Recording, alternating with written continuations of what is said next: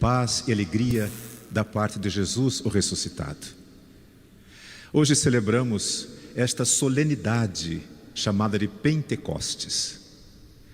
Há 50 dias celebrávamos aqui a Páscoa do Senhor, a sua passagem. Jesus, ao ressuscitar, nos mostrou qual é o sentido da nossa vida. Deus não nos fez para a morte, mas permite que passemos para a morte, para então ressuscitar e tomar posse da vida em plenitude, que desde sempre Ele reservou para nós. Por isso é que a Bíblia diz, feitos à imagem e semelhança dEle, porque nós fomos chamados do nada a sermos eternos, a sermos felizes, a sermos como Deus, capazes de criar, capazes de refazer. Chama minha atenção o detalhe do Evangelho em que Jesus entra naquela sala fechada sem passar pela porta, mostrando a sua nova identidade. Já não está mais preso às condições da nossa natureza material, já não está mais sujeito às leis dessa natureza. Ressuscitou. Esta é a razão da nossa esperança. Então é por isso que a gente enfrenta as dificuldades, a gente segue acreditando, a gente é capaz de se refazer depois que a vida quebra a gente em pedaços, porque a gente sabe que o nosso destino não se esgota nessa vida. Essa vida não tem um fim nesse mundo, mas ela nos prepara para o grande voo em busca da eternidade, da plenitude para a qual Deus nos criou. Pentecostes significa 50 dias. Era uma festa antiga do povo judeu. Como nós ouvimos na primeira leitura, eles vinham de todas as partes do mundo conhecido da época. Se nós pegarmos o mapa daquele tempo, esses nomes que foram citados na primeira leitura, faremos uma triangulação do mundo conhecido. Todas as civilizações onde havia presença de um judeu, eles peregrinavam até o monte sagrado em Jerusalém para estarem no grande templo agradecendo a Deus pela vida, pelos dons recebidos, pela colheita, pela superação, por terem sobrevivido a mais um ano em suas vidas. Era uma obrigação religiosa.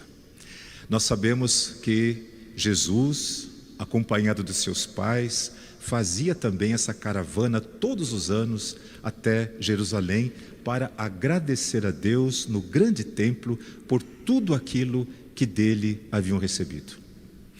Nós temos esse sentimento de transcendência. A gente não consegue ser todos os dias uma pessoa voltada para o eterno. As solicitações do mundo, as necessidades, a labuta pela sobrevivência, muitas vezes nos tiram esse foco. Mas no domingo, no dia santificado, a gente faz esse esforço de peregrinar, de ir até às igrejas, subir as escadas, estar diante do altar, para agradecer a Deus, para reconhecer o que Ele faz a nosso favor. Essa semana, essa moça que é daqui da igreja, perdeu o pai faleceu. Então, um grande sofrimento para a família, mas ela fez uma pergunta curiosa. Qual é a diferença entre misericórdia e graça? Então eu disse para ela a origem das palavras. Misericórdia significa dar o coração ao miserável. Quando um coração da pessoa está totalmente destruído, arrasado, por qualquer motivo que seja, misericórdia significa dar o seu coração para aquela pessoa, para que ela possa viver, para que ela possa superar. Vocês entendam isso de como quiserem, Mas dar o coração para mim significa estar perto da pessoa. Às vezes abraçar, às vezes ficar em silêncio. Às vezes significa dar algum dinheiro para a pessoa. Enfim, dar o coração ao que sofre, ao miserável. E graça significa que não por nosso merecimento, mas pela vontade de Deus, Ele nos dá aquilo de que precisamos nesta vida. Ela agradeceu e escreveu de volta. Mas eu pedi uma graça a Deus e não recebi. Será que Deus não está sendo misericordioso comigo? Eu adoro essas coisas, né? Porque mostra que a pessoa, de alguma forma, ela está buscando, ela está querendo conhecimento. E me dá a chance também de fazer catequese. Quando a criança pergunta uma coisa, aí é o momento de ensinar. Não é quando a gente quer, mas é quando a criança pergunta. Então eu disse, olha, vamos nos lembrar do que Jesus ensinou. Quando rezar, diga assim, seja feita a vossa vontade. Então pode ser que aquilo que você acha tão importante na sua vida agora, não seja importante para a sua salvação. Então Deus vai lhe dar aquilo que Ele sabe que é essencial para a sua salvação. Isso Ele dará, de graça. Não é porque você merece. E também não há nada que você possa fazer para retribuir. Por isso chama graça. Deus sempre lhe dará aquilo que você precisar para a sua salvação. Aí ela me disse, contou o que é que ela tinha pedido, o que é que ela esperava. E eu vou dizer para vocês o que eu disse para ela, né? Daqui a alguns meses nós vamos voltar a falar sobre isso. Eu quero saber se de fato isso foi tão importante para a sua vida, se isso te impediu de viver. Então às vezes a gente pede coisas que naquele momento nos pareçam fundamentais, essenciais, mas na verdade são frutos dos nossos medos, da nossa insegurança, da nossa baixa autoestima, fruto às vezes das nossas paixões assim desordenadas, dos nossos desejos, às vezes formados pelos padrões que a sociedade tem. Então a gente diz, se eu não conseguir aquilo, eu não vou ser feliz. Se eu não tiver tal coisa, eu não vou ser feliz. E Deus diz assim, você não precisa disso. Eu vou te dar o que você precisa. Ontem, na sequência desses pensamentos, celebrei o 30º dia de falecimento de um médico por quem nós rezamos aqui na igreja. Cardiologista, teve um câncer de próstata e, curiosamente, desde que ele ficou sabendo, até o momento da sua morte, passaram-se 6 meses. Em 6 meses a doença o consumiu. Nas últimas semanas que eu o acompanhei, ele já havia superado aquela fase inicial de negação que vocês sabem que as pessoas têm quando sabem que estão assim com uma doença terminal. São os 5 estágios, né? Ele tinha superado já os vários estágios, estava na fase da aceitação. Então, as minhas conversas com ele foram inspiradoras para mim, porque ele começou a fazer uma retrospectiva da sua vida, com apenas 62 anos de idade.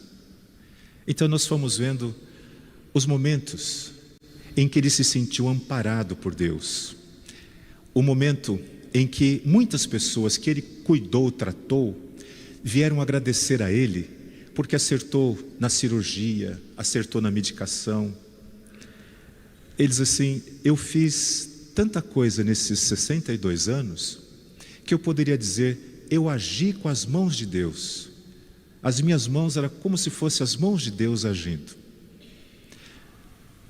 E sua passagem foi feita em paz. Esses 2 exemplos, eu poderia citar aqui outros, mas esses 2 exemplos me dizem assim. Então Deus, quando nós pedimos a Ele, talvez não nos dê aquilo que nós necessitamos naquela hora que nos pareça tão importante. mas Ele nos dará a força do seu Espírito para que possamos viver, para que não percamos alegria, para que não deixemos de lutar, de esperar pelo melhor, de fazer o bem. Esses são os dons do Espírito Santo, que nós cantamos agora nessa melodia tão maravilhosa. Aliás, essa oração do Espírito Santo, chamada sequência que nós cantamos, imaginem que ela foi composta no ano de 1200 por um monge anacoreta, isto é, um dos monges do deserto, aqueles que se retiravam e morriam com 35, 40 anos de inanição, dedicavam sua vida a contemplar o mistério de Deus através da oração, da meditação, não comiam. E ele compôs essa sequência que nós cantamos agora, 1200 anos. Uma curiosidade, já no final da Segunda Grande Guerra, esse padre chamado Maximiliano Maria Kolbe fora encarcerado porque os nazistas diziam que ele estava batizando judeus. Então ele batizava as crianças judias para que elas não fossem levadas ao campo de concentração, e ao batizar dava um nome novo para a criança. Então os pais, fugindo dos nazistas, encontravam no seu mosteiro um refúgio, ele batizava a criança, dava um nome católico, Pedro, João, Maria, e assim a criança não era levada com seus pais para o extermínio. Os judeus recorreram a ele, muitos mudaram de nome, então esses nomes como Silva, Macieira, esses nomes tão comuns, Souza, são judeus que se converteram por conta da perseguição que sofreram na Segunda Grande Guerra. Enfim, os nazistas o capturaram, levaram para Auschwitz e o torturaram gravemente. Procurem a história de São Maximiliano Maria Kolbe, é um dos santos do nosso tempo. Ele foi acorrentado, algemado, as duas mãos. Mas no cárcere, privado de alimentação, privado de convivência, ele encontrou misericórdia de um soldado nazista que permitiu que ele escrevesse cartas aos seus confrades que ficavam rezando por ele no mosteiro. Então nós temos essas cartas e todas elas ele começa com um versículo disso que nós cantamos agora: Vinde, Espírito Santo. E aí colocava um dom e escrevia um texto, escondia e amassava bem, e o soldado pegava e levava para fora. O Espírito Santo não o livrou da tortura, não o tirou da prisão. Vocês conhecem a história dele, né? Todos os dias os nazistas escolhiam 10 pessoas para exterminar, porque estava crescendo muito o campo de concentração. Então tinha esse homem judeu que tinha vários filhos, e Padre Maximiliano se ofereceu para ir no lugar do homem. E os nazistas zombaram muito dele e aceitaram. Só que ao invés de matá-lo como os outros, eles o colocaram num bunker, uma caixa de metal que ficava exposta ao sol, e a pessoa morria ali exaurida de forças, sedenta, morria de inanição. Maximiliano ficou 10 dias preso na caixa e não morreu. Enfim, vale a pena conhecer a história desse homem e a sua superação. Um último exemplo, bem recente, vem da Coreia do Norte. Vocês sabem que a Coreia do Norte, ainda hoje, dominada por esse ditador, esse tirano terrível, a igreja vive na Coreia do Norte nos subterrâneos. Então ninguém pode se declarar cristão, católico. Eles criaram uma igreja nacionalista que imita quase em tudo aquilo que nós fazemos, mas quem escolhe é o partido, é o governo. Não tem nenhuma relação com o Vaticano, cortaram relações. Então eles têm o nome de bispo, padre, mas tudo da Igreja Nacionalista. E acho que vocês vão se lembrar, Papa João Paulo II, hoje São João Paulo II, ele tinha que escolher os cardeais pouco antes de morrer. Ele recebe uma lista enorme de arcebispo do mundo inteiro, cujos serviços e relevâncias os levam a esse grau de cardinalato, que significa o grande conselho do Papa. O Senado talvez um grau honorífico, mas é o mais alto grau da hierarquia católica, cardeal. E o Papa escolheu aquela lista, alguns cardeais, mas assim, eu tenho um cardeal no meu peito. Ele tem direito de fazer isso, chama impectore. Ele não precisa revelar o nome. E ele escolheu este padre chamado Van Thuan, da Coreia do Norte. Ele estava preso havia quase 20 anos, foi alvo de muitas humilhações, foi torturado, mas igualmente, como São Maximiliano, ele convenceu os guardas que cuidavam dele. Tanto é que depois que o governo descobriu isso, a guarda era trocada sistematicamente todos os dias, porque ele diz, ele é tão perigoso que ele contamina os guardas. Então todos os dias a guarda tinha que ser trocada. E o que é que esse homem agora cardeal fazia? A oração do Espírito Santo. E os guardas, é através deles que nós sabemos essas coisas, né? Trouxeram para fora da prisão os textos que ele escrevia, escondido.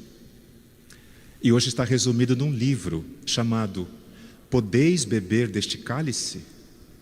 Cardeal Van Thuan. Vale a pena ser lido. Foi objeto de retiro que eu fiz durante 3 anos seguidos. Podeis beber desse cálice? Pergunta o cardeal. Foi a pergunta que Jesus fez àqueles discípulos que queriam se sentar à esquerda e à direita dele quando ele começasse a governar o mundo. Vocês devem se lembrar disso. Ele vai dizer, vocês podem beber desse cálice que eu vou beber? Então o cardeal Van Thuan, agora em liberdade, mas preso ainda, não pode sair da Coreia, escreveu esse testamento espiritual. E novamente ele invoca esses dons do Espírito em cada capítulo do seu livro. Estou dizendo isso e reforço para dizer, o Espírito Santo de Deus, esta força capaz de gerar a vida, de transformar as coisas, mas ele não transforma a estrutura, ele não muda o governo, ele não muda aquela sua vizinha que implicou com você, que deixa o lixo na porta da sua casa, ele não muda aquele seu colega de trabalho que tem inveja de você, que o prejudica. Ele não muda estruturas, ele muda corações, ele muda as pessoas. Então, são as pessoas que, interagindo com as estruturas, as fazem diferente. Foi a oração de São Maximiliano Maria Kolbe que mexeu na parte humana daquele soldado nazista, contaminado pela ideologia de higienização de raça. Ele teve compaixão daquele padre. Foi a força interior do cardeal Van Thuan que fez com que os soldados que estavam ali para o vigiar, para o humilhar, se tornassem seus cúmplices, levando para fora da prisão os seus escritos. É o Espírito Santo que faz com que a gente consiga ser diferença onde quer que a gente esteja, de tal maneira que pelo nosso testemunho, o nosso jeito de ser, as pessoas dirão, olha, como é possível ser desse jeito? Olha,